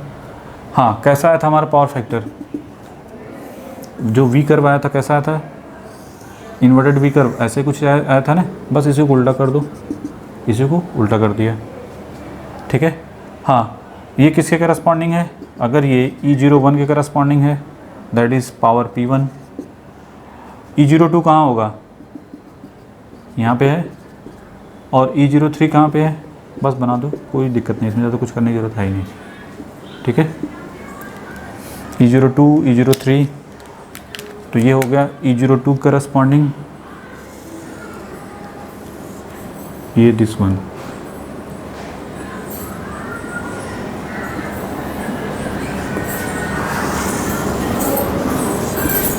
ठीक है, दैट इज E0। ठीक है, ये P2 करस्पॉन्डिंग, ये हो गया आपका P2 करस्पॉन्डिंग। अब P3 करस्पॉन्डिंग देखते हैं, P3 करस्पॉन्डिंग क्या मिलेगा, दैट इज P3। ठीक है, बस हो गया। तो ये इसकी शिफ्टिंग कैसे होगी, लाइक दिस वन करस्पॉन्डिंग। इसमें भी वही दिखा सकते हैं, यहाँ इसके करस्पॉन्डिंग E01 करस्पॉन्डिंग प्लॉटिंग करें तो ये क्या है, अंडर। देखो ये सब लिखना चाहिए नहीं कि छोड़ दो, क्यों, क्योंकि जितनी बार लिखेंगे उससे आपको याद हो जाता है ज़्यादा। ठीक है, इसीलिए कहा जाता है ओवर एक्साइटेशन, ये नहीं कि बस देख के छोड़ दिया, दैट इज़ लीडिंग। और देख के छोड़ने पे ये क्वेश्चन जब आपके सामने आ जाता है एग्ज़ाम में, तब छोटी सी मिस्टेक, लिखा तो था नहीं, बस माइंड में था इसमें लीडिंग है उसमें लैगिंग, इसमें लीडिंग उसमें लैगिंग, और अभी तो कन्फ्यूजन शुरू नहीं हुआ होगा। क्यों, क्योंकि अभी तो सिंक्रोनस मोटर है, जब सिंक्रोनस जनरेटर शुरू करेंगे इसमें काफ़ी चीज़ें चेंज हो जाती हैं, तो जब चेंज हो जाएंगे तो फिर वही कन्फ्यूजन शुरू हो जाएगा। इसलिए कहा जाता है प्रैक्टिस मस्ट है। तो ये कंडीशन क्लियर है कि नहीं। शिफ्टिंग कैसे हो गई, देखो like this one corresponding, excitation जिधर चेंज हुआ है उसी करस्पॉन्डिंग शिफ्टिंग भी हो गई है। इसमें देखो ऐसे शिफ्ट हुआ है, जबकि इसमें कैसे शिफ्टिंग है, लाइक दिस वन करस्पॉन्डिंग। तो इसीलिए अगर कभी कभी क्या होता है कि ग्राफ ही याद रहता है, और कभी कभी ग्राफ नहीं याद है तो बेसिक से जाना पड़ेगा, और बेसिक अगर पता रहेगा तभी तो, और पता तब रहेगा जब आप किए रहोगे। तो अगर इस तरीके से एक पहली बार में टाइम लगेगा, दूसरी बार में उससे कम टाइम, तीसरी बार में उससे कम, चौथी बार में सबसे कम, तो कम से कम 3-4 बार इसका प्रूफ एकदम करो, क्योंकि ये क्वेश्चन आता ही है। तो दैट्स वाई कहीं से भी कुछ भी पूछे तो आपको वो पकड़ में आ जाएगा। ठीक है, चलो खैर क्वेश्चन भी कराएंगे, ज़्यादा समझ में आएगा। यहाँ तक तो कोई डाउट नहीं, पहले बनाओ इसको। अब देखेंगे किसके करस्पॉन्डिंग, एट नो लोड पे। ठीक है, at synchronous motor at no load, पहले बना लो इसको पूरा।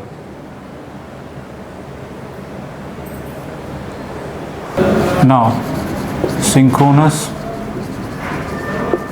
Motor at no load, no load. ठीक है, synchronous motor at no load means electrical input power that is 0, P is 0, or mechanical output power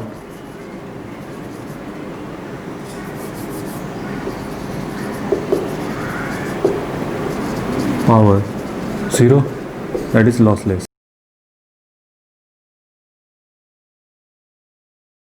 देखो जब P 0 होगा, P 0 का मतलब क्या हुआ कि जो इलेक्ट्रिकल इनपुट पावर पर फेज़ में थी वो अगर 0 हो गई तो वो क्या किसके करस्पॉन्डिंग होती है, I V into I A cos theta this equal to 0, यही ना। V तो खैर कांस्टेंट है हमारा, या तो देखो आई ए कॉस थीटा इन दोनों में से एक ही 0 हो सकता है, either I A this equal to 0 or cos theta this equal to 0। हमारा जो इंटरेस्ट है किसके करस्पॉन्डिंग है, this one corresponding, cos theta this equal to 0 corresponding. अगर कॉस थीटा किसके करस्पॉन्डिंग हो जाए, 0 हो जाए, ये कब पॉसिबिलिटी होती है, नॉर्मल सी बात है, in case of unity power factor, sorry in case of 0 power factor that is ZPF, okay, means 0 power factor. अब बताइए यहाँ तक कोई डाउट नहीं कि ऐसे तो कैसे, ठीक है, कि ये जो है पावर जो है 0 कब हो सकती है, जब दो केस होते हैं, या तो आर्मेचर करंट 0 हो जाए या तो cos theta this equal to 0, मतलब theta this equal to 90 degree, मतलब 0 पावर फैक्टर पे। अब देखते हैं इसकी कंडीशन पे अंडर एक्साइटेशन में क्या फ़र्क पड़ता है और ओवर एक्साइटेशन में क्या फ़र्क पड़ता है, ठीक है। तो first one written as under excitation synchronous motor at no load, first one written under excitation, or you can say that excited, under excited, better to write under excited synchronous motor at no load,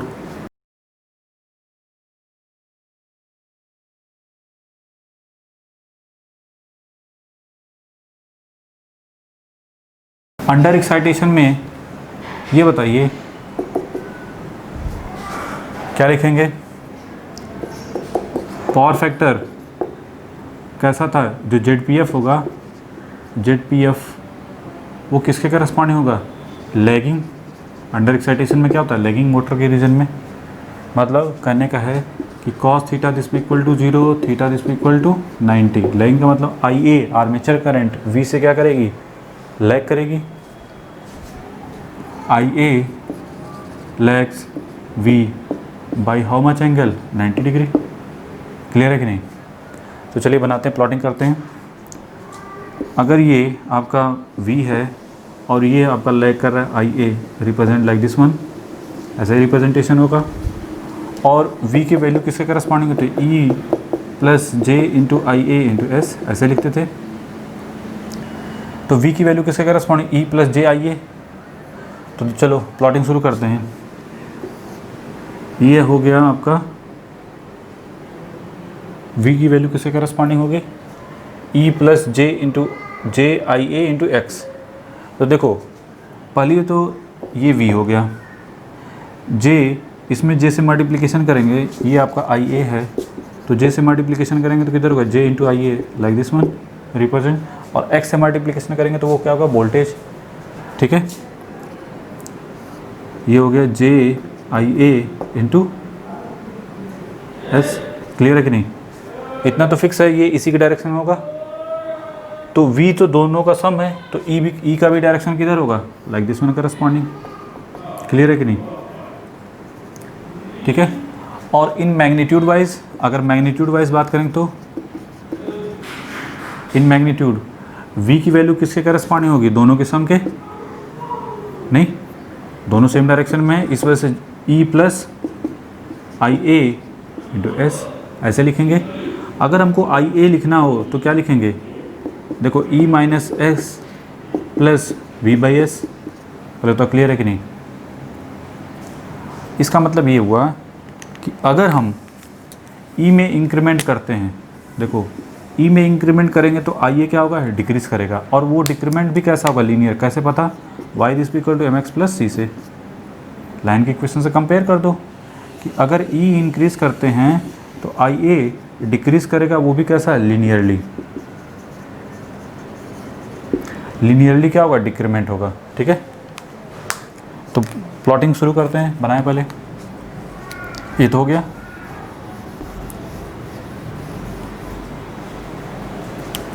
देखो ये है आपका armature current, और ये है आपकी excitation, और you can say that field current, I F. ठीक है, चलिए आई ए डिक्रीज करेगा, देखो ई इंक्रीज कर रहा है, आई ए उस केस में, और कैसा डिक्रीमेंट है, लीनियरली डिक्रीमेंट है। ठीक है, तो ये मान लो यहाँ पे, यहाँ से यहाँ तक क्या है, दैट इज़ अंडर, और ये जो है किसके करस्पॉन्डिंग है, ओवर। ठीक है, ये कौन सा रीजन है, ये ई नॉट के करस्पॉन्डिंग। ठीक है, इधर E1 E2 जो भी बना सकते हो। तो ये लीनियरली क्या होगा, डिक्रीज करेगा। तो यहाँ पे आपका क्या है, E increases and I A decreases. तो आई ए क्या होगा, डिक्रीज करेगा, वो भी लीनियरली। तो कैसा ग्राफ होगा, लाइक दिस वन करस्पॉन्डिंग। ठीक है, लाइक दिस वन करस्पॉन्डिंग। ठीक है, तो ये हो गया। ठीक है, एकदम डिक्टो वी करवाता है इसमें। ठीक है, और इसको और क्या लिखेंगे, that is Z P F lagging. ठीक है, यहाँ तो कोई डाउट नहीं होना चाहिए कैसे तो कैसे। और जहाँ पे इलेक्ट्रिकल पावर क्या है, ज़ीरो है। ठीक है, एट नो लोड। क्लियर है कि नहीं यहाँ तक? अच्छा, अब ये बताइए दूसरा case, in case of over excitation. पहले इसको जल्दी से बनाओ। अब हम डिस्कस करेंगे किसके करस्पॉन्डिंग, ओवर एक्साइटेशन के करस्पॉन्डिंग।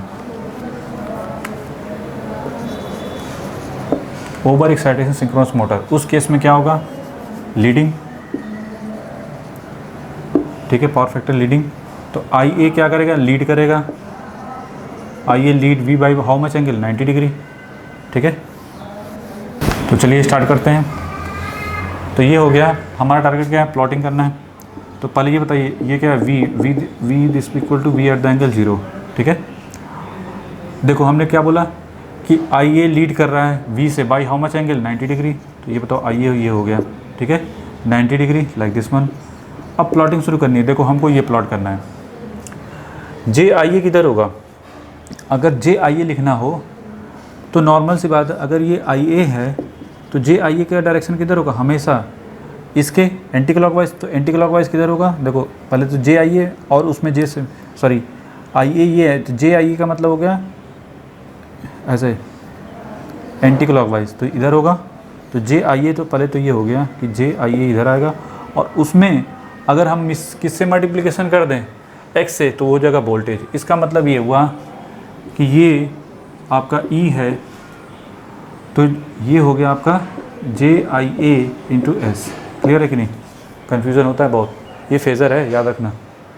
तो आई ए तो अगर ये है तो जे आई ए किधर होगा, डाउनवर्ड।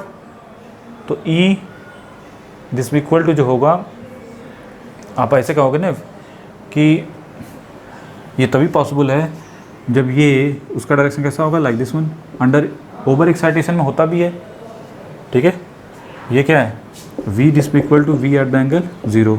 तो रिप्रेजेंटेशन ऐसे हो गया। तो एक्चुअल में v की वैल्यू अभी भी तो सम है ना, देखो v की वैल्यू है v this equal to e plus J I A into X, return is like this one. Clear? अब मैग्नीट्यूड वाइज बात करें तो ये जो वोल्टेज होगा इन दोनों का क्या होगा, सम होगा नहीं। इन मैग्नीट्यूड वाइज बात करें, इन केस ऑफ मैग्नीट्यूड तो आपको क्या मिलेगा, ई की वैल्यू किसके corresponding, v plus I A into X. तो आई ए की वैल्यू किसके करस्पॉन्डिंग मिलेगी, E divide by X plus, sorry minus V by X. अगर ई को इंक्रीज़ किया जाए तो आई ए भी क्या होगा, इंक्रीज़ करेगा, ठीक है। तो E increases then I A also increases, that is linearly, ठीक है। बताओ क्लियर है कि नहीं। तो आफ्टर दैट ये कैसा बनेगा, दिस वन करस्पॉन्डिंग, ठीक है।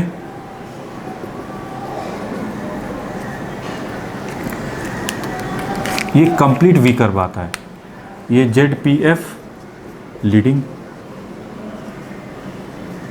ठीक है। इस केस में क्या है, E increases, what about armature current also increases. आप ये भी सिर्फ कर सकते हैं, field current increases then I A also increases, ठीक है। Or I F increases then इस केस में डिक्रीमेंट होगा, और इस केस में आप क्या कहेंगे, or I F increases and what about armature current also increases. Clear. अब देखते हैं application.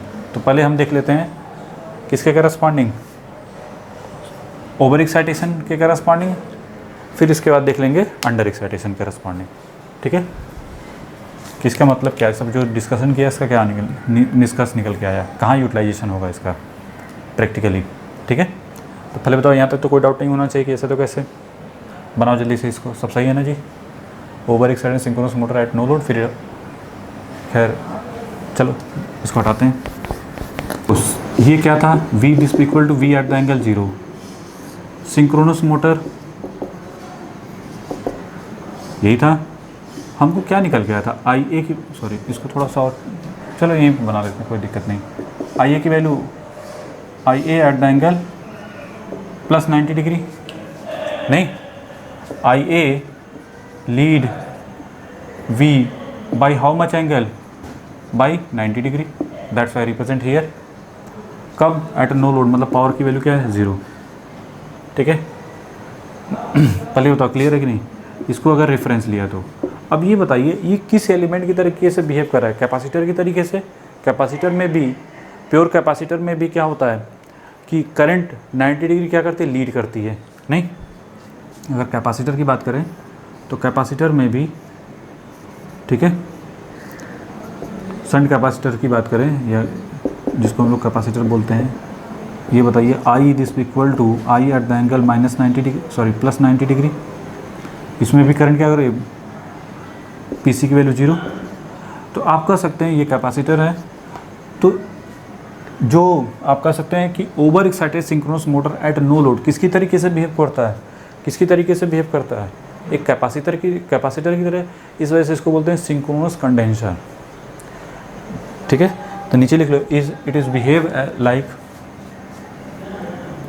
It behave like a capacitor, that's why इसका नाम क्या है, synchronous condenser, synchronous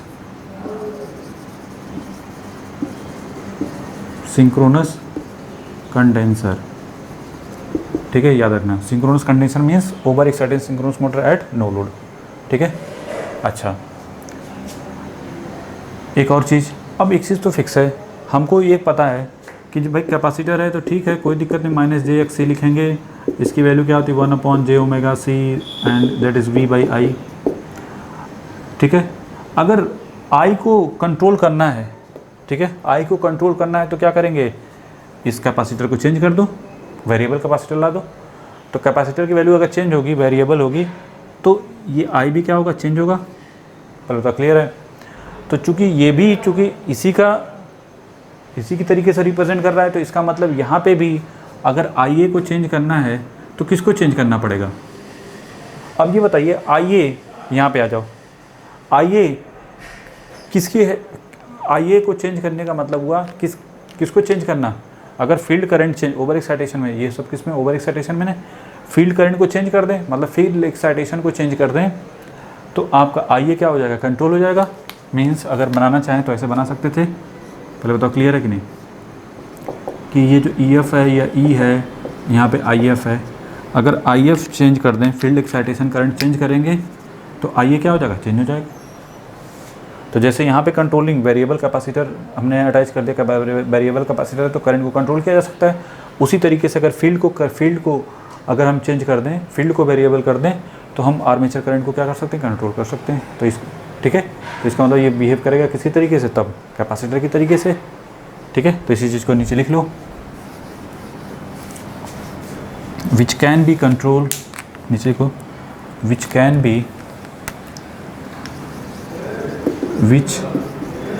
B controlled by excitation IF or you can say the E। Clear? अच्छा, another way, तो जब ये कैपेसिटर की तरीके से बिहेव कर रहा है तो VAR ऑफ कैपेसिटर अगर लिखना हो, सीटर मतलब Q की वैल्यू जो हम लिखते हैं, जैसे XC दिस इक्वल टू क्या हो जाएगा, V इंटू IA का कंजुगेट। पहले बताओ क्लियर है कि नहीं? V की वैल्यू तो ठीक है, XC लिखना हो तो आप क्या लिखोगे, V at the angle 0, IA conjugate क्या हो जाएगा, IA eight the angle -90 degree. तो हमको क्या मिलेगा, -J into V into IA। पहले बताओ क्लियर है कि नहीं? इसी XC को हम क्या लिख सकते हैं, QC this equal to J into, आप ऐसे लिखो, QC की वैल्यू क्या आएगी, माइनस में आ गई ना, V into minus V into I. अब ये बताइए निगेटिव का मतलब क्या होता है? अगर Q की वैल्यू निगेटिव है, फॉर एग्जांपल के तौर पे QC की वैल्यू ले लो कितना, -5 MVAR। ठीक है, इसका क्या मतलब हुआ, पहले इसमें देखते हैं। QC का डायरेक्शन किधर है, ठीक है, QC like this one, QC की वैल्यू आ गई -5 MVAR।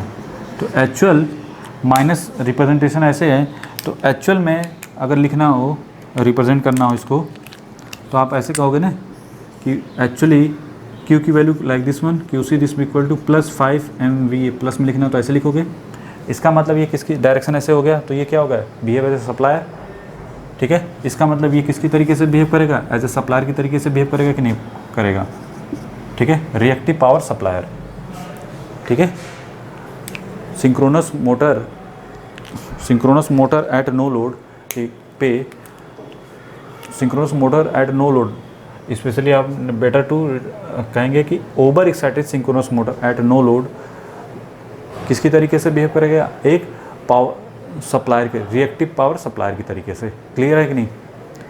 देखो अब बताइए, सप्लायर की तरीके से तो बिहेव कर रहा है, अब इसको भी किससे कंट्रोल करेंगे भाई? देखो Q की वैल्यू किस पे डिपेंड, QC की वैल्यू किस पे डिपेंड करेगी, IA पे नहीं। मतलब अगर इसको मैनेज करना है तो कैसे कंट्रोल करेंगे, देखो IA पे तो ये मैनेज हो जाएगा, लेकिन IA किस पे, IA को मैनेज किससे करते हैं, IF से। तो इसका मतलब QC को भी मैनेज किससे करेंगे, IF से। क्लियर हुआ कि नहीं हुआ? फील्ड एक्साइटेशन से हम QC को क्या करेंगे, मैनेज करेंगे। ठीक है, इसी चीज़ को लिख लो नीचे। पहले बताओ, यहाँ तक तो कोई डाउट नहीं होना चाहिए, कैसे तो कैसे। तो यहाँ पे जगह तो यहीं बना लेते हैं, चलो। तो सिंक्रोनस कंडेंसर यहाँ पे ऐसे लिख लो, supplier of VAR, that is supplier of VAR। और किससे कंट्रोल होगा, यहाँ पे लिख लो, VAR supplier can be control by field excitation, मतलब IF के थ्रू इसको हम लोग क्या कर सकते हैं, कंट्रोल कर सकते हैं। ठीक है, अब बताइए, यहाँ तो कोई डाउट नहीं, पहले इसको बनाओ जल्दी से।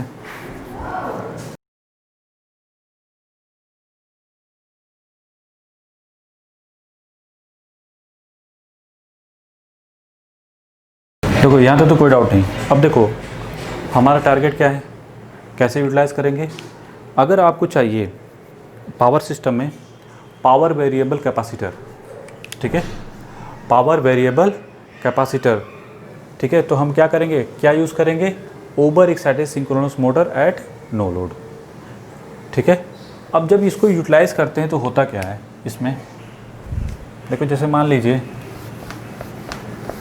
आपने क्या किया कि ठीक है, क्वेश्चन आ जाता है कभी कभी पूछने के लिए प्रैक्टिकल में। सिंक्रोनस मोटर आपका ये है, सिंक्रोनस मोटर आपने क्या किया, over excited synchronous motor at no load पे, ये क्या है आपकी सॉफ्ट, ठीक है, दैट इज सॉफ्ट एक्सटेंशन। अब देखो अगर इसमें जो सॉफ्ट लगी हुई है इसको क्या कर दो, रिमूव कर दो, अदरवाइज रोटेशनल लॉस होता रहेगा नहीं, क्योंकि उसका कोई काम तो है नहीं। अगर आप यूटिलाइज सॉफ्ट है, सॉफ्ट की वजह से क्या होगा, लॉसेस होंगे। तो हम क्या करते हैं प्रैक्टिकल में, जब हम इसको यूटिलाइज करते हैं तो ये क्या है, विथ सॉफ्ट एक्सटेंशन। अब क्या करते हैं, विदाउट सॉफ्ट कर देते हैं, ठीक है। तो कौन सा यूटिलाइज करना चाहेंगे, synchronous motor, over excited synchronous motor at no load without shaft. आप लिख सकते हैं विदाउट सॉफ्ट एक्सटेंशन यूज़ करते हैं हम लोग, ठीक है। पी के, तब इससे क्या होगा कि जो आपका रोटेशनल लॉस है वो क्या हो जाएगा, डिक्रीज़ कर जाएगा, ठीक है। अगर चाहे लिखना चाहें तो इसको लिख भी सकते हैं। तो इसको क्या बोलेंगे, over excited synchronous motor at no load पे इसको क्या बोलते हैं, सिंक्रोनस कंडेंसर, ठीक है। तो नीचे लिखो, it is better to use synchronous condenser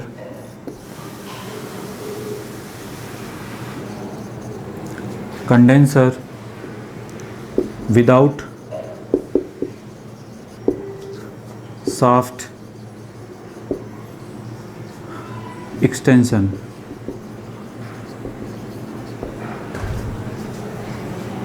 So as to keep rotational losses small। Clear. तो ये हो गया पावर सिस्टम। हम लोग इसको देखेंगे, ठीक है, कि इससे कैपेसिटर, वहाँ पे कैपेसिटर न बल्कि हम लोग बेटर टू कहेंगे यहाँ पे, ये क्या है, सिंक्रोनस कंडेंसर। तो वेरिएबल कैपेसिटर की जगह हम लोग पावर वेरिएबल कैपेसिटर की जगह हम इसको यूटिलाइज करते हैं वहाँ पे, ठीक है। बाकी चीज़ें वहाँ पे भी डिस्कशन होगा। खैर ये एप्लीकेशन समझ में आ गया कि कैसे कहाँ पे यूटिलाइज करना है इसको, और इसका काम क्या है, कि ये काम क्या करता है, रिएक्टिव पावर सप्लायर का काम करता है। देखो कैसे पता चल गया, ठीक है। कब, at over excited synchronous mode at no load के कंडीशन पे करस्पॉन्डिंग। तो उस समय क्या करते हैं, जब कनेक्ट करते हैं तो वो जो सॉफ्ट होती है उसको सॉफ्ट को रिमूव कर दे। क्वेश्चन आ भी जाता है कि सॉफ्ट को रहने दें तो क्या फ़र्क पड़ेगा, रोटेशन लॉस बढ़ जाएंगे। तो अब देखेंगे under excitation synchronous motor at no load corresponding application, ठीक है। बस 5 मिनट और है, जल्दी बनाओ जल्दी से। Last one, under excited synchronous motor at no load corresponding. देखिए होता क्या है इसमें, फिर वही चीज़, यहाँ पे भी synchronous motor at no load condition पे। अब ये बताइए V की वैल्यू क्या है, 0, sorry V at the angle 0, ठीक है। IA क्या था, IA एट द एंगल -90, नहीं, IA lags V by how much angle, 90 degree, ठीक है। कॉस थीटा की वैल्यू क्या थी, 0, ZPF एट लैगिंग के करस्पॉन्डिंग डिस्कशन में यही चीज़ें निकल के आई थी ना। अब बताइए वो कौन सा एलिमेंट है जिसमें करंट क्या करती है, 90 डिग्री लैग करती है। नॉर्मल से बात है, इंडक्टर। देखो shunt inductor like this one, XL this equal to omega L, यही होता है। V this equal to V at the angle 0 and current कैसी है, अगर प्योर इंडक्टर है तो I at the angle -90 degree and P this equal to 0, here Px is also 0। Clear. अब ये बताइए अगर इसमें XL की वैल्यू लिखते हैं तो क्या लिखते हैं, V divide by I, magnitude wise बात करें तो एक्सएल को कंट्रोल करने का मतलब एल को कंट्रोल करना। देखो अगर आई को कंट्रोल करना चाहते हैं तो हमको किसको देखना पड़ेगा, आई को कंट्रोल करना है तो मतलब एल को कंट्रोल करना। अब बताइए उसी तरीके से ये भी अगर इंडक्टर की तरीके से बिहेव कर रहा है, ठीक है, तो पहले तो इसका नाम लिख देते हैं, it's behave acting like an inductor, ठीक है, दैट इज सिंक्रोनस, इसको बोलते हैं रिएक्टर, यहाँ क्या बोलते हैं, सिंक्रोनस रिएक्टर, ठीक है, क्लियर। अब ये बताइए यहाँ पे बात कर रहे थे इसको कैसे कंट्रोल करेंगे, जैसे यहाँ पे आई को कंट्रोल करना है तो हम क्या करते, एल को कंट्रोल करते थे, वैसे ही आई ए को अगर ये इंडक्टर की तरीके से बिहेव करेगा तो आई ए को कंट्रोल करने के लिए किसको कंट्रोल करना पड़ेगा, नॉर्मल सी बात है, यहाँ से देखो फील्ड एक्साइटेशन को कंट्रोल करेंगे तो आई ए क्या हो जाएगा, कंट्रोल हो जाएगा, ठीक है। आई एफ ये वी है, ई है, तो आई एफ कंट्रोल तो आई ए कंट्रोल, क्लियर। पहले बताओ क्लियर है कि नहीं, तो नीचे लिख लो controlled by I F field current, okay. What about V A R जो होगा किसके करस्पॉन्डिंग, देखो जो एक्स लिखेंगे P X plus J Q X, यहाँ पे v इंटू आई ए का कंजुगेट, तो v आई ए की वैल्यू किसके, v at the angle 0 and what about I A at the angle plus 90 हो जाएगा, तो ये हो जाएगा v into I A J V into I A, clear. Corresponding to P X की value क्या है 0, तो ये किसके करस्पॉन्डिंग है, क्यू एक्स, टोटल किसके करस्पॉन्डिंग होगा, क्यू एक्स के करस्पॉन्डिंग। तो यहाँ पे पावर क्या हो रही है, कंज्यूम हो रही है, पॉजिटिव है, तो पावर किधर आएगी, लाइक दिस वन, तो क्यू एक्स किससे कंट्रोल हो रहा है, पहले तो आई ए से, सॉरी यहाँ पे तो इसके करस्पॉन्डिंग क्यू एक्स की बात करें तो ये किसका वी इंटू आई ए। अब बताए क्यू एक्स को कंट्रोल करना है तो किससे कंट्रोल करेंगे, आई ए से, आई ए को किससे कंट्रोल करते हैं, आई एफ से, तो आप कह सकते हैं कि जो क्यू एक्स को कंट्रोलिंग किससे, क्यू एक्स आल्सो कंट्रोल, तो नीचे लिख सकते हैं we A are control, you can say that V A R जो कि किसकी तरीके से है, कंज्यूमर की तरीके से नहीं, आप V A R consume by reactor, और you can say that V A R consume किससे कंट्रोल होगा, control by I F, clear है कि नहीं, किससे कंट्रोल होगा, आई एफ से। आई एफ कंट्रोल करेंगे तो आई ए कंट्रोल हो जाएगा, तो आई ए कंट्रोल करने का मतलब क्यू एक्स कंट्रोल होना, ठीक है, क्लियर है कि नहीं। आप या डायरेक्ट कर सकते हैं क्यू एक्स कंट्रोल होगा किससे, with the help of field excitation से। तो आपने ये देखा कि ये किसकी तरीके से, ये कंज्यूमर की तरीके से बिहेव कर रहा है, मतलब ये पावर को क्या कर रहा है, कंज्यूम कर रहा है, नहीं, ये एक सिंक्रोनस रिएक्टर जो होता है पावर को कंज्यूम करता है, ठीक है। अब इसको कहाँ यूटिलाइज़ करेंगे, इन फेरांटी इफेक्टिव पावर सिस्टम में हम डिस्कस करेंगे कि वहाँ पे हम लोग क्या करते हैं, इसको यूटिलाइज़ करते हैं। वैसे आजकल जो टेक्निक होती है हम लोग जो है जो पावर इलेक्ट्रॉनिक्स डिवाइसेस के थ्रू हम उसको कंट्रोल किया जाता है, ये बहुत पुरानी टेक्निक है, ठीक है, जब पहले यूटिलाइज़ किया जाता था। कहीं कहीं आप इसको यूटिलाइज़ कर सकते हैं अगर आपके पास पावर इलेक्ट्रॉनिक्स डिवाइसेस नहीं है, क्योंकि power electronics device more effective होती है as a compare to this one, ठीक है। तो खैर कोई नहीं, चूँकि क्वेश्चन आ जाता है आपके करस्पॉन्डिंग, तो दैट्स वाई, ठीक है। तो क्लियर है कि नहीं, इसको हम यूटिलाइज़ कहाँ करते हैं, फेरांटी इफेक्ट में नहीं। फेरांटी इफेक्ट क्या होता है, एट नो लोड कंडीशन पे रिसीविंग वोल्टेज ग्रेटर हो जाता है सेंडिंग एंड वोल्टेज से, तो वहाँ पे पावर फैक्टर कंट्रोल करने के लिए हम इसको यूटिलाइज़ करते हैं सिंक्रोनस रिएक्टर को। इससे क्या होता है भाई, पावर क्या है, कंज्यूमर है, पावर फैक्टर बढ़ गया तो उसको क्या करेगा, कम कर देगा, ठीक है। जैसे एडजस्ट करना है वैसे एडजस्ट कर लो, जिससे वोल्टेज क्या हो जाएगा आपका, रिसीविंग एंड का वोल्टेज सेंडिंग एंड वोल्टेज से क्या होता है, आसपास हो जाता है, ठीक है, जिससे जो डैमेज होना है रिसीविंग एंड का सिस्टम वो बच जाएगा। खैर एप्लीकेशन इसका देखेंगे कहाँ पे, तो खैर क्लियर समझ में आ गया कि ना, कहाँ पे यूटिलाइज़ करेंगे, पावर सिस्टम में जब जहाँ पे पावर फैक्टर को कंट्रोल करना, मतलब जहाँ पे पावर सप्लायर की ज़रूरत है, ये सॉरी पावर कंज्यूम करने की ज़रूरत है, ठीक है। तो यहाँ पे पावर कंज्यूम करता है ये, ठीक है, रिएक्टर पावर ये कंज्यूम करता है। जबकि सिंक्रोनस कंडेंसर वो क्या करता है, पावर सप्लायर का काम करता है, ठीक है। जहाँ पे सप्लाई की ज़रूरत होगी वहाँ पे उसको यूटिलाइज़ करेंगे, ठीक है।